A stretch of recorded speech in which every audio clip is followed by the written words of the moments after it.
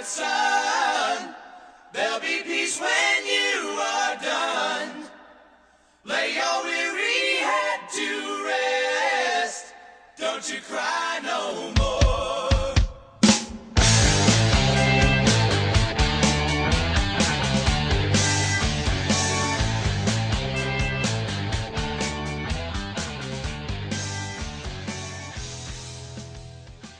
Stood in the front doorway of her house and wished that she could stay, if not there, at least someplace familiar. But it was time to move on, she knew that very well. She did not know where she would end exactly, just that she would have to go. It did not make her happy. She turned on her toes and left. Easy in one way, hard in another. She'd grown up in the place left its mark on her. But it was like any other living space in the world too, she figured. Same people, same food, kinda. It wouldn't be that hard to find someplace just like it if she needed to. The worn white house decreased in size behind her as she stepped down the front walk until she got in the car. All of the things that she needed, money, paper, cell phone, folders, clothes, soap, toothbrush, pens, and some cooking implements, were stuffed in the back. While she was packing all this, her mom was a little upset. "Don't you want to take Mr. Bear or a picture of the family? Just to remember us by?" She smiled a little and sighed. "No, Mom. Can remember you well enough on my own." Her mother continued to push the issue. "But you'll call, yes? Or at least write once a week so we know where you are." She let her hair hide her face. Try to." The car groaned as the engine turned over, and she decided the first order of business, after she got a job, was to find a good guy or girl to fix the thing. Or maybe she would just sell it, seeing as she was leaving almost everything else behind, and get a newer car. The gray road and the gray sky faced her between the trees and the dark grasses. She really hoped that it wouldn't be like this for the entire trip, because that would be just depressing. The way her luck was, it probably would. The miles passed slowly, and she worried about falling asleep. But she wanted to get at least out of state before she rested. So she turned up the radio and got some cafe au lait and an apple at the next roadside stand. On her way into the ladies' room, she ran into a girl whose facial expression alternated between jubilant and grim, nay, tearful, in a matter of seconds. The girl composed herself long enough to say, "I'm going home," and shoved past her. She wondered why this would affect someone so deeply for a moment, then moved on. After she crossed the first state line, she grinned for what felt like the first time in years, and got out her map and hotel and campground directories. There was a promising little inn about a half an hour down the road, close enough that she figured that time amount wouldn't hurt her. Luckily for her, she didn't drive off the road. She fell asleep in her car as soon as she turned off into the parking lot. A tapping at her window startled her awake. She opened the door, the older man moving aside so she could. "Hey. You all right, miss?" She paused, stretching long enough to say, "Yeah," and turned and grabbed her overnight bag out of the trunk. "My name's Hank, miss. Hank James. Me and my wife own the inn. I suspect you'll be wanting to stay the night?" She nodded. "Good. I think you'll like it here. Cheap rates, but we keep it nice and clean, full amenities, and we serve breakfast from 7 to 9 and dinner from 5 to 8. During the day we do tours, and on Halloween ghost walks. Let me tell you about the history of the inn. Now this land has been in my family for almost 200 years. The first 10 acres were purchased by my ancestor, Guy Everett James, in 1824 as farmland. When this area became financially viable for traders, his wife, Carolyn Eliza, presented the idea that they let rooms for a little extra cash. Now, when they got popular, on account of Liza, as they called her then, being a good cook, Guy decided to purchase another 25 acres and planted an orchard on one corner of his land. Soon they ran out of room in their house to take people in, so they added on. Luckily for them, Guy, while not an exceptional farmer, was otherwise a canny investor, so they recovered within a few years. She tuned out his prattle and instead focused on what she would need to provide them with to stay. The evening sun pinked and gilded the western horizon, and a few stars began to peer at them from between the clouds. They disappeared from her vision as she and Hank entered the lodging house. Now, you see, the ledger is from the 1930s, and as you can see, all our visitors sign in and sign out from here the old-fashioned way. You'll be the next, and hopefully not the last. He laughed. Now, I know with my prattle I haven't given you a chance to introduce yourself properly. What's your name, dear? She had to think for a moment. Jessica Ivanovich. She hadn't used it in so long, living at home and helping take care of her grandparents, who lived with her and her parents because they couldn't afford anything else, as they slowly lost their firmness and succumbed to age. They either called her pet names or Jess. Alrighty then, Hank said. Just sign your name here and you can make the deposit tonight or tomorrow morning, whichever makes you think would be easiest. Now, how long were you thinking of staying? She contemplated for a moment while she signed and said, Dunno, maybe 3 days? You say that like it's a question, he teased. Yeah, well. She smiled and looked down. Silence stretched for a long moment, and his face became a touch more guarded. Well, what? 3 days. 3 days is fine. Alrighty then, he sighed, tapping on an old machine. 3 days. And what room would you like? We have 3 floors, 2 singles open on the first, 1 on the second, 3 on the third. A lot of 3s tonight. 3 is a very symbolic number, you know? Yes. Whichever room is fine. Preferably something with a view. Then you'll be wanting 3rd floor, room 32. The best view of the plains there is, in my opinion. Cost will be $115 for 3 nights, meals included. She blanched internally but got out her wallet. You don't have to pay till tomorrow, remember. Rather do it now so's not to forget, she replied.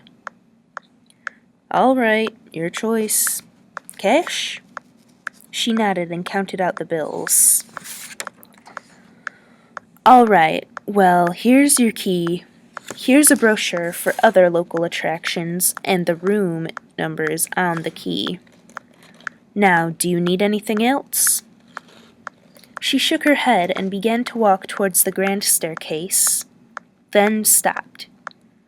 Do you know of any jobs in the area? Like openings, at least for a little above minimum wage? There might be something in town a few miles down the road, or we could always use some help here cleaning and such. She smiled sideways, not a real smile, said, Thank you. The worn wooden steps echoed hollowly under her feet as she went up, up, and up, and she found room 32 on the far end of the hall. She awoke the next morning on top of the covers to the taste of her breath. her face a little funky feeling, her shoes still on. A hot, golden string of sunlight bored through her clothing into her skin as she lay there. So she rolled out of the way while she woke up more, and then rolled out of bed to her feet. She opened the blinds to let some of the sleep escape the room and planned her day.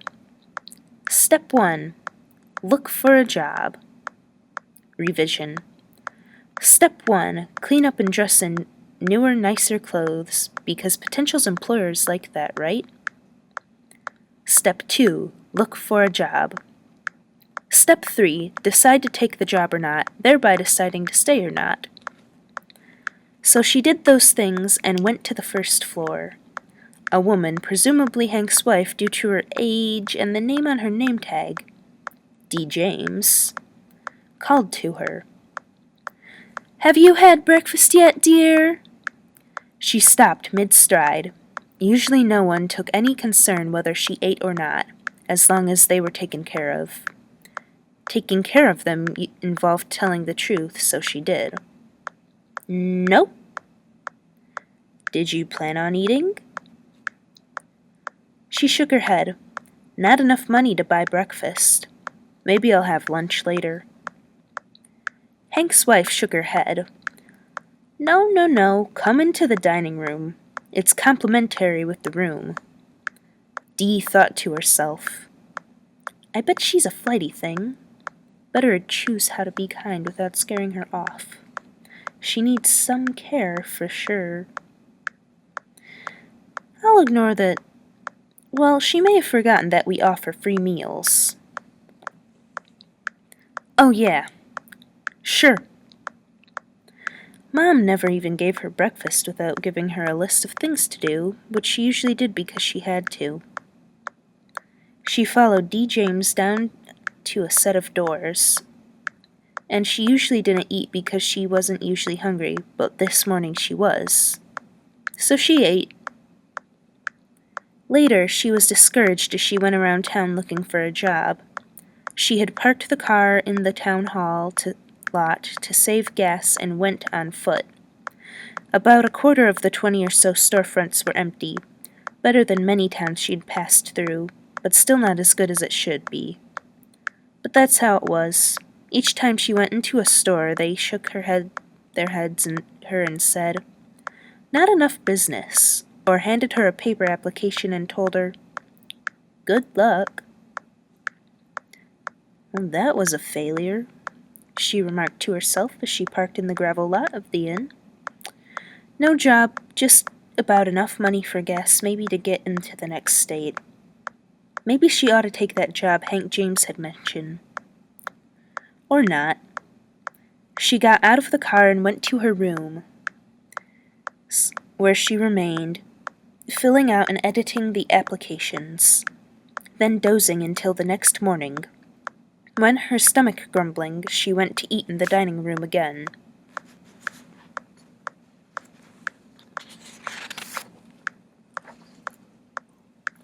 Dee was clearing crumbs of egg and toast from the buffet. She glanced at the girl as she stepped in, noting that her otherwise nondescript appearance was at least clean. "I didn't get the chance to see you yesterday," she said as she turned back towards her task. Jessica busied herself with obtaining a hearty breakfast. "Was the job hunting successful?" The girl shook her head. "Not really. Got some applications." Dee sighed inwardly. "Poor thing. But I'll make an offer. Me and Hank have been talking it over, and we decided we would offer you a maid-type position here, as long as you stayed in town for a while."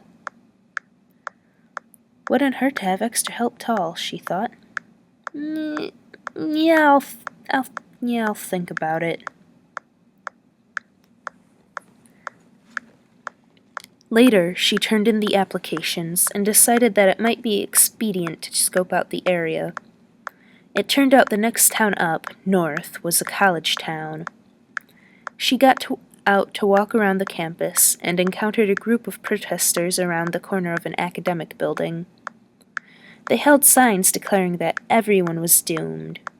As she approached, she overheard speech that said everyone who didn't believe what the protesters believed were going to hell. Jessica paid them little mind after determining what their purpose was. Her grandma always said that people who vocalized strong opinions were the worst kind of trouble, although that was usually when she talked back or when they were arguing with her grandpas. Then behind her the crowd stirred and parted as one of the number of protesters switched position. She turned to observe. It was a young man about the same age as the students milling around. "I'm sorry. I can't do this anymore." His compatriots stood back in shock. Only one, a woman who appeared to be his mother, spoke. "Why?" "Because this is not the way the world is made to be. And what we say God's will is may not actually be God's will. Yet you, try to shape it to our perfectionist human image.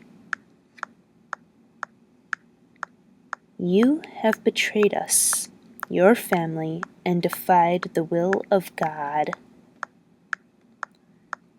"Perhaps." The young man stalked away proudly and entered one of the campus buildings. That was unusual, Jessica thought to herself. She went to one of the food courts and grabbed a bagel with cream cheese for the road, which she needed, and kind of wanted to. On her way back to the little hotel, she saw a car that seemed to be broken down by the side of the road. Jessica decided to stop and see if she could help. She pulled up behind the old Prius and got out, grabbing her cell before striding up to it. Some person was hanging out the driver's side of the window. "Hey, are you all right?" she called. The door clicked ominously. A lean person in loose dark clothing that disguised their gender stood up, blocking out the sun. Jessica jumped back in fright and cowered for a moment, her spine twisted like a coyote's and her eyes wilder than a frightened horse's. Throwing up dust, she scrambled backwards and turned tail, like a shot, to her car. She jerked the drawer open and slammed her keys into the ignition, letting the car spray gravel as it peeled away.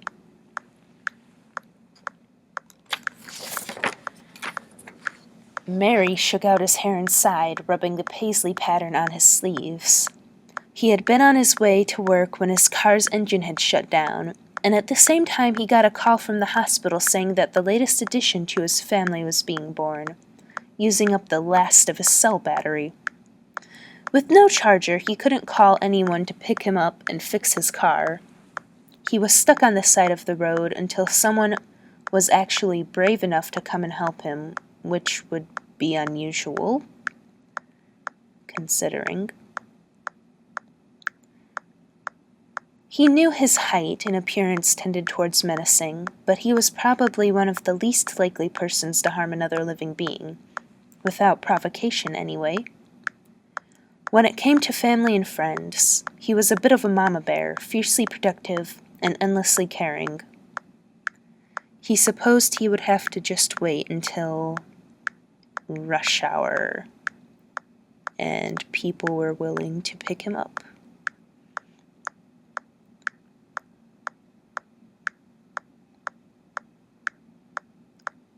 She drove to the inn, grabbing the essentials from her room, and bolted forever. The last anyone saw of her, she was driving into the sunset.